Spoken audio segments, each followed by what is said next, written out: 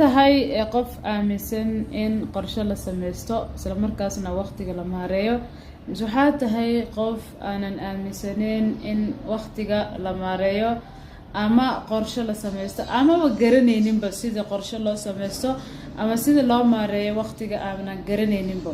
haddaba waxaan kugu hambalyeynayaa in aad soo gaadhay hooygii ka caawin lahaa ama kaa dhisi lahaa aqoontaada si aad u sameysid qorshe maalinlaha, qorshe isbuuclaha, qorshe waqti dheer iyo qorshe gaaban oo waqti gaaban ah iyo sida loo maareeyo waqtiga. Time management iyo planning way waxaan ka hadlayo.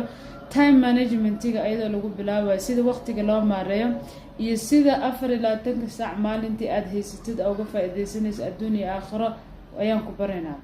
halkan waa the right place, meesha ugu habboon aad ka faa'iideysanaysid in aad ku baratid waqtigaada sidaad u maareyn lahayd 24 saac maalin walba aad haystid saa u maareyn lahayd iyo waxyaabaha adduun iyo aakhiro ku anfacayo aad sameyn kartid calaashan si u noqon lahaa waqtigaas waqti qaabaysan, nidaamsan oo very organized ah sida uga dhigan lahayd waqtigaada si aad uga fogaatid khiyaaliga, maalayacniga iyo waxaana dan adduun iyo aakhiro kugu jira inaad ku mashquushid waqti ku bixisid.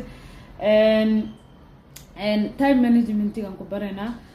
sidoo kale waxaan ku baraynaa planningka iyo scheduleka sida loo sameysto waa qorshe sida oo time planningka sida loo sameysto ilaa qorshe sameynta ayaan ku baraynaa. maxay kaa caawinaysaa inaad qorshe sameysid? Number 1 waxay kaa caawinaysaa inaad noqoto qof organizer ah isla markaasna yaqaano meesha u socdo, qof han leh, hadaf leh, raba noloshiisa adduun iyo aakhiro inuu wax u qabsado, wixii dantiisa ana ku mashquulo, toosan oo maanta markuu saaka soo kaco ilaa gobolka uu ka dhacayo yaqaano wuxuu sameynayo, garanayo hawsha u taala, prioritization sameynayo oo sidii hawlihii u kala muhiimsan yihiin u kala horumarinayo. qof intaas garanaya inaad noqotidaa loo baahan yahay. So aqoontaas hadday kaa maqan tahay, this is the right place, meesha uga habbooneed ugu saxsanaad weeye.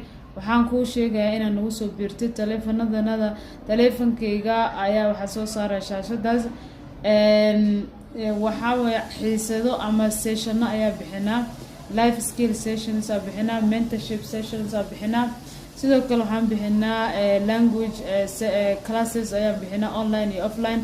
waa nagu soo biiri kartaa. noloshaada in aad isbedeshid waxay ku xiran tahay in aad taqaanid sida qorshaha loo sameysto iyo sida waqtiga loo maareeyo. haddaba intaas markaad maqashid ama inta